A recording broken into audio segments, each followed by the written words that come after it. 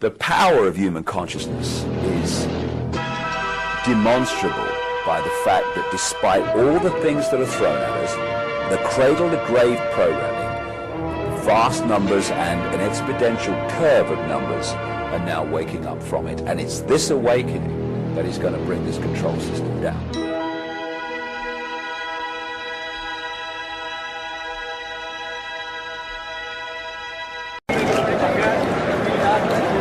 So, what do you think of these guys? And what do you think? Come with me. Of these guys.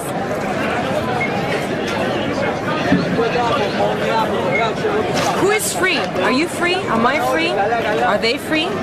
Are they free, the policemen? Or the people behind them? Inside the building, all protected behind all these walls? So what do you think is the solution? You have to think right now. No, don't think with your mind. I want you to think with your heart. Why have you come here? To learn how to fight. Says who?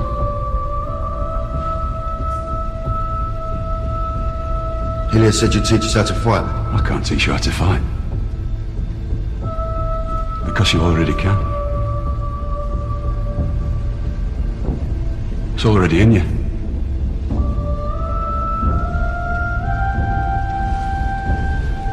Where you going, Monroe? I can't do this. It's like...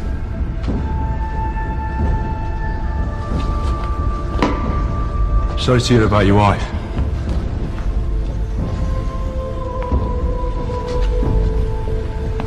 For fuck's sake, Monroe. Think you wandered in here by mistake?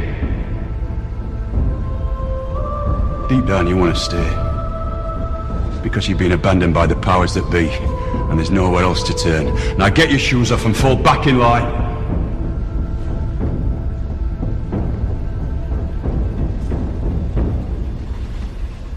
Get AIDS. You jump on a bus with a rucksack full of explosives. Government will dish you out a free car these days. But keep your head down, be a good citizen, and walk without a limp, and you get zip. That's why you're all here. You count for nothing. And your cries fall on deaf ears, the same as me. The only difference between us is I've got the confidence to fight back. So how do we fight back? I don't know yet. But if you want to spend the rest of your lives getting bullied and raped by cunts like Blair, and having paedophiles wander their fucking playgrounds while you smile mutely and pay your fucking taxes, and get out the door.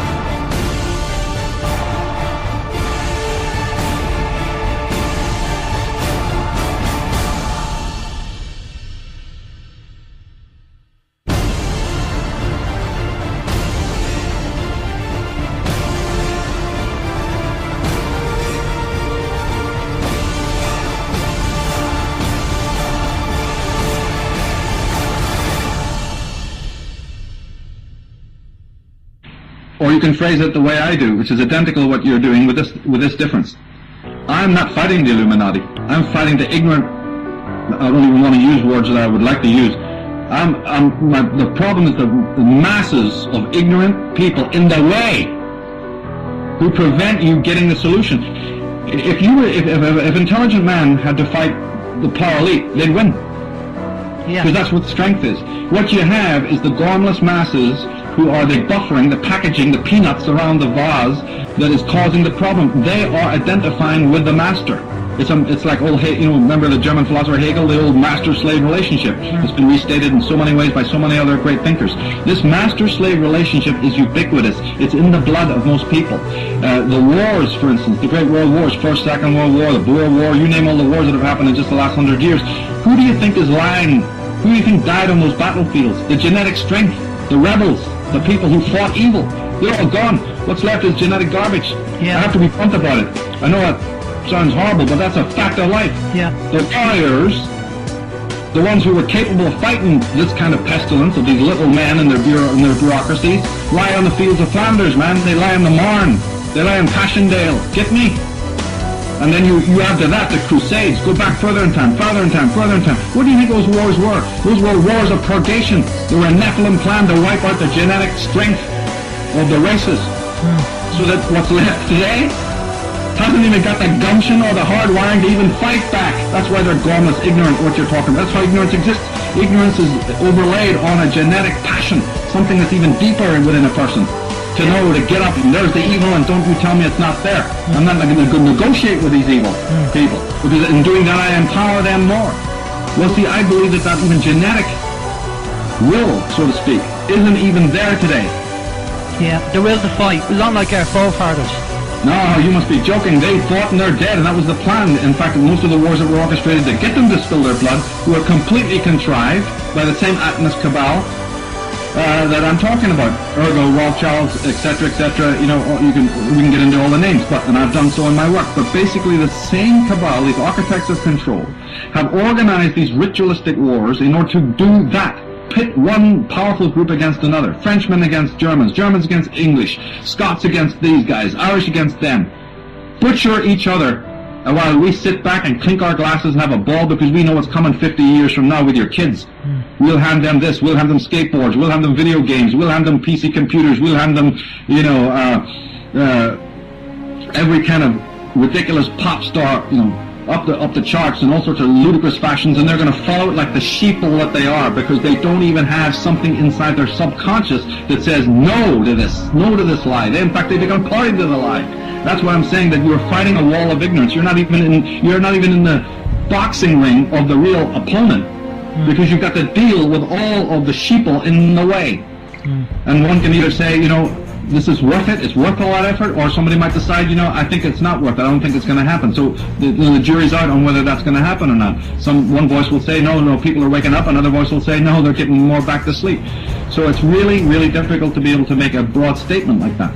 But the fact is, a lot of what you are fighting is simple, willful ignorance. Not willless ignorance, willful ignorance. The evidence of what we're talking about is in the face of every single person. They just refuse to see it. I'm sick of this, and I'll tell you why I'm sick of it. Because while these pathetic, naive people, despite all the evidence before them, are looking the other way, oh no, it's just paranoia. While they're doing that, they are allowing these people to impose their will on my children and my life, and I'm not having it. And if people would just engage a few more brain cells, open the eyes and look, they will see the scale of fascism, no other word for it, that we are being subjected to today. And if you don't wake up and you go on looking the other way, well, the fascism just gets more, and eventually it will dawn on you, and by then it will be too late. Don't look to me for sympathy when it happens, mate, because you got your chance now. But the point is that that's what we are. We're like creatures in a machine sucking our blood. We're like cattle. We are seen here to provide daybreakers. We are here to provide our souls, our money, our kids, everything. The globalists see it as if they control the entire society. And so this woman sees troops, SWAT teams, guns, FEMA camps. She feels safe. When she sees big black armored vehicles and tanks and big monolithic government buildings and thugs and CPS grabbing children and corruption, she just cozies up like a snake around their leg. But she comes into some red-blooded, tanned, redneck American who isn't her slave, and she comes in here with a man with a little bit of hair on his chest, and it just scares the living daylights out of her. She had thought she'd entered the ninth circle of hell. She was in a room with a fork-tailed devil. This is a domesticated slave. This is a domesticated worm. This is a domesticated serf. This is someone who sees a human who isn't castrated. I mean, I would imagine a domesticated pig in a pig pen watching a wild pig run around, out there in the field 100 yards away. That'd probably actually scare a pig, because it would have memories of being a free hog. It would have memories of running around squealing and rooting and having a good time. And it'd be sitting there eating its slop about to get slaughtered. That's another pig. That's scary. And it would squeal and run over to the humans and curl up and go, do something about that pig out there. It's so deadly. I mean, it's disgusting. It's like a cow in a squeeze chute at a slaughterhouse before the gas bolt comes down and drives a hammer into its head and fells it and kills it so it can be rendered down into T-bone steaks. Imagine it getting angry at a cow in a field. Oh, look at that cow in a field. It has horns. It hasn't been dehorned. I had my horns cut off a long time ago. I've had all my vaccines. I'm going into the slaughterhouse. Oh, I like the government.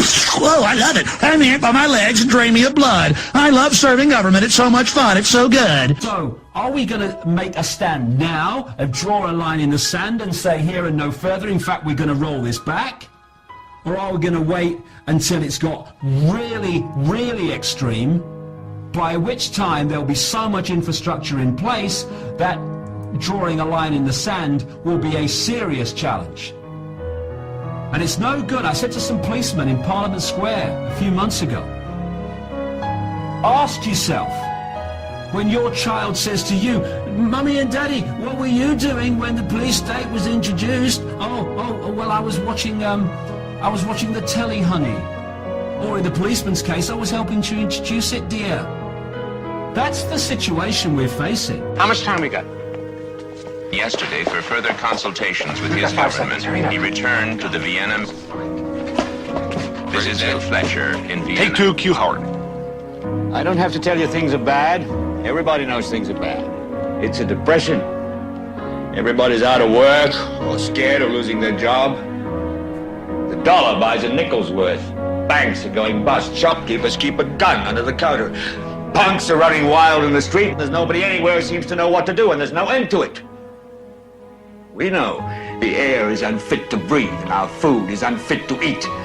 We sit watching our TVs while some local newscaster tells us that today we had 15 homicides and 63 violent crimes, as if that's the way it's supposed to be. We know things are bad, worse than bad. They're crazy. It's like everything everywhere is going crazy, so we don't go out anymore. We sit in the house, and slowly the world we're living in is getting smaller, and all we say is, please, at least leave us alone in our living rooms. Let me have my toaster and my TV and my steel-belted radios, and I won't say anything. Just leave us alone. Well, I'm not going to leave you alone. I want you to get mad. I don't want you to protest. I don't want you to riot. I don't want you to write to your congressman because I wouldn't know what to tell you to write. I don't know what to do about the depression and the inflation and the Russians and the crime in the street. All I know is that first, you've got to get mad. You've got to say, I'm a human being. God damn it. My life has value. So, I want you to get up now. I want all of you to get up out of your chairs. I want you to get up right now and go to the window, open it, and stick your head out and yell, I'm as mad as hell, and I'm not going to take this anymore! And it's not a case of waiting for frontman Obama or anyone else to say, this is what the solutions are. They won't create solutions. They're not supposed to create solutions. We need to do it. And we do that by supporting each other, by letting the fault lines that divide us fall, and by ceasing to cooperate with the system. And when that happens, the system cannot survive, because we are absolutely essential to holding it together. Because, like I said earlier, a pyramid, the bottom holds the top up, not the other way around. And if we just walk away from this system by letting go of fear of not walking away, and just stop acquiescing with our own enslavement, then we'll hear a lot of bangs behind us, because the pyramid will fall. And then we can start building a different system. Perhaps no system at all in that sense, where we'll live in a world very different from the one we have. We're looking at the end of the trinket society, and that's a good thing, because the trinket society thinks it controls the trinkets. The trinkets control the people, right? The desire for them. And we're going to live in a different world, but the system that has enslaved us has to go. And it's not in the power of these families to say if we live in the world they want or not. It's in our say.